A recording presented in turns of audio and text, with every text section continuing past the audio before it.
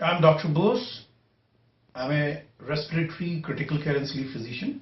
I'm the founder of Saans Foundation, which is a foundation for respiratory and related disorders. We create a lot of advocacy in different respiratory diseases and related lifestyle and sleep disorders. We have started a newsletter called Saans. Basically, this is a public education newsletter to create awareness about how to cope up with certain situations in your daily practices. So in the first edition, we are covering the smog and the related issues. We are practicing in New Delhi, the capital of India, and this is the time, the winter time. There's a huge smog issues. So dear friends, I want to tell you what exactly is this smog issue, because our first edition of the newsletter will be covering the smog and related health hazards. Now the smog is basically a ground level ozone. It happens when the nitrogen dioxide and other volatile organic compounds, when they combine and they produce a kind of haze. And this haze affects directly your respiratory system, eyes, sinuses, practically even to the extent of skin.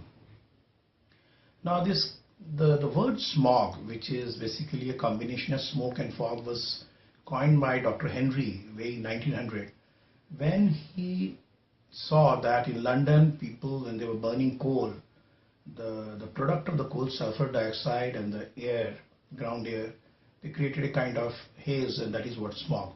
But in modern urban situations, smog is anything which is related to ground level activities, especially in New Delhi area, where there's a huge vehicular pollutions, the vehicular automobile exhaust, which characterized by nitrogen dioxide, suspended particles, sulfur dioxide, and other man-made activities like burning coal here, because in the weather situations in the village areas people burn coal, and also people try to burn a lot of leaves and all.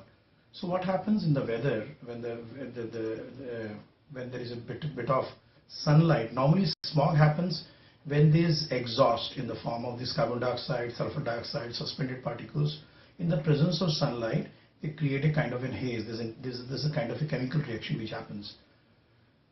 And this part of the weather, the smog is huge, because whenever the sunlight comes, because the weather being slightly heavy and cold, this pollutant, they stay at a very lower level, and they create a kind of ring around your respiratory system, around your, and you will find practically every alternate person is suffering from this kind of problems, because it is directly getting into your respiratory system, and what we call an exposure burden.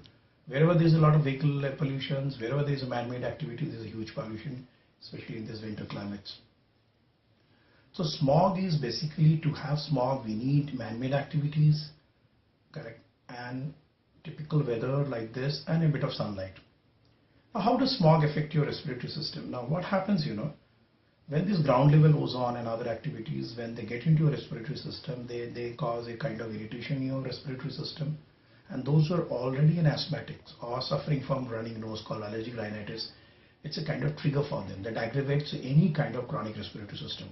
Like smokers' asthma, what we call COPD, can be aggravated. Chronic asthmatics can get aggravated. Chronic nasal disease called rhinitis and sinusitis can aggravate it. And also, smog itself can directly give a lot of sinusitis, rhinitis, pharyngitis, sudden bronchial congestions, and it's a huge problem.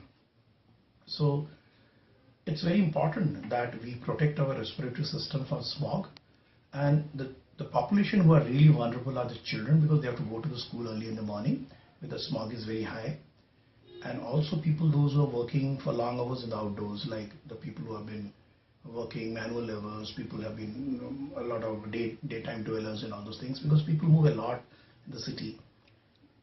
So my advice as a respiratory physician, that all those who are suffering from asthmatic diseases or chronic upper airway diseases like rhinitis and sinusitis, or chronic obstructive airway disease, there's a smoker's disease or related to pollution, they should regularly go to their respiratory physician for monitoring and adjustment of the treatment, because this is the time usually the disease gets aggravated.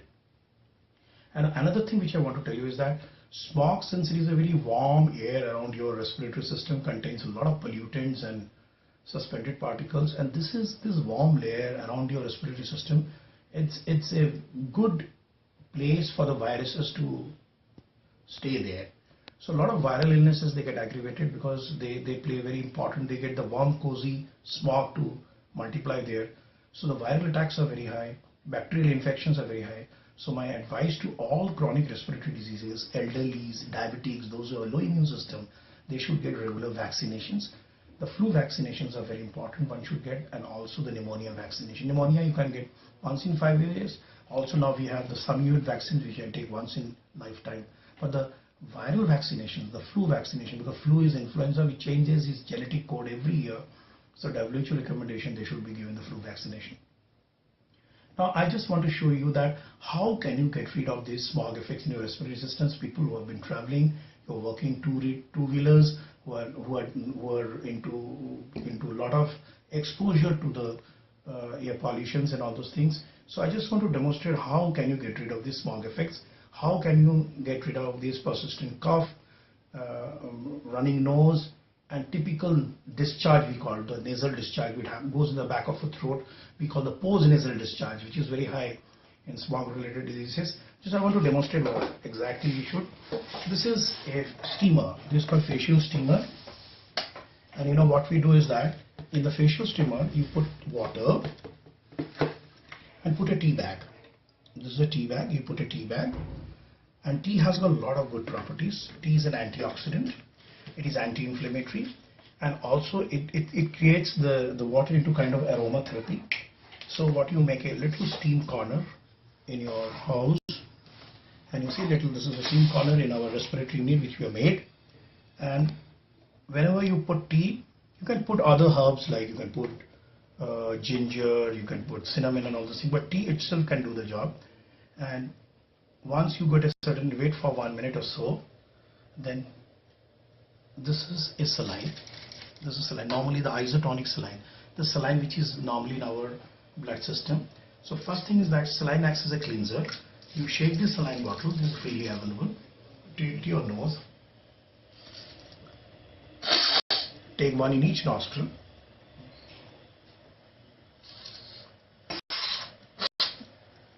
Saline will cleanse your upper airway, the nose, the nasal passage, and it's a kind of cleanser for your sinus. So first and foremost thing, my advice to all the people who have been to protect yourself from smog, they should every morning they should use this saline. It's called isotonic nasal spray, one in each nostril. Then you have this steam pot here, it's a facial steamer, and you take a little towel, okay, cover your head so that you had a focused steaming. And then you see, this is how you should take steaming. And this little switch which is here, which can control, if you feel very hot, you can put it off and slowly keep your head close to the steam pot. Inhale through your mouth and oral cavity, and you should do at least 3 to 5 minutes, because in 3 to 5 minutes most of the air and upper passage, throat gets the cleansing effect. It's kind of cleansing for your upper respiratory system.